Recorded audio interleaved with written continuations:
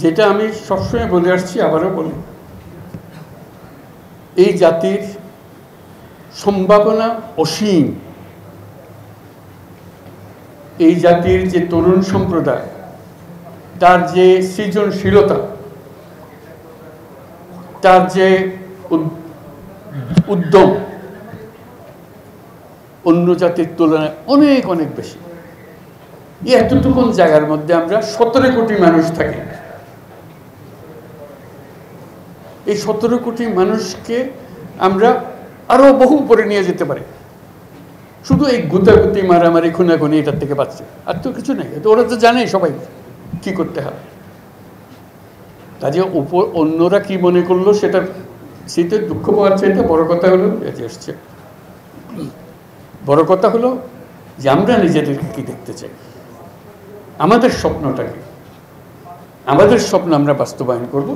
এবং আমাদের স্বপ্ন বাস্তব, আমাদের যে স্বপ্ন, আমাদের যে ক্ষমতা, এটা যদি আমরা করি, পৃথিবীর মানুষ এমনি ভাবা দেবে।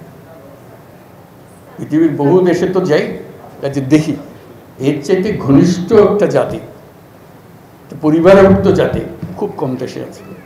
আমরা ভাগ্যবান জাতি সেই হিসেবে।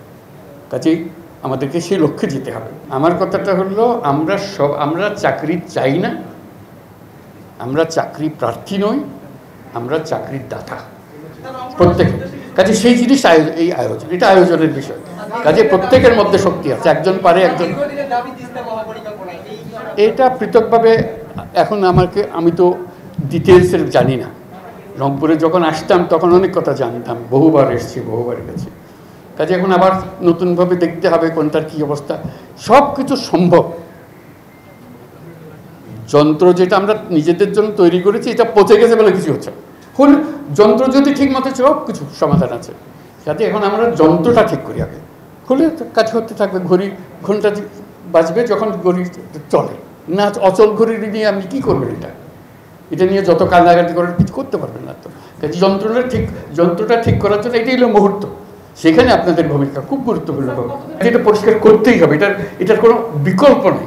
আপনি যতভাবেই বলেন, প্রত্যেকটা জিনিস, এটা এই না যে এই জিনিস নষ্ট হয়ে গেছে, ওরকম না, পুরো জিনিসটাই পচে গেছে। এই পচা জায়গাতে আবার নতুন তত্ত্বজাত জাতি আবার তৈরি করতে এবং আমরা পারি। শুধু আমাদের সবাই একত্র হতে পারে, এটা করতে হবে, কঠিন হাত করতে হবে। কঠিন যদি না হন এটা পারবে না, থেকে যাবে, মানে বীজ থেকে যাবে। বীজ থাকলে বিপদ। যেগুলো বলছেন এগুলো অনেকগুলো বিষয় আছে, একসঙ্গে বসতে হবে, করতে হবে। সব লটর পটর অবস্থার মধ্যে আছে, কোনোটাই শিখতে চলে না। কাজে ওইটাকে ঠিক করা এবং সবাইকে সমর্থন দিতে হবে। আপনারা যদি বলেন যে না এটা পারতেছে না, তাহলে বাদ দাও, তাহলেও শেষ, ওখানে শেষ।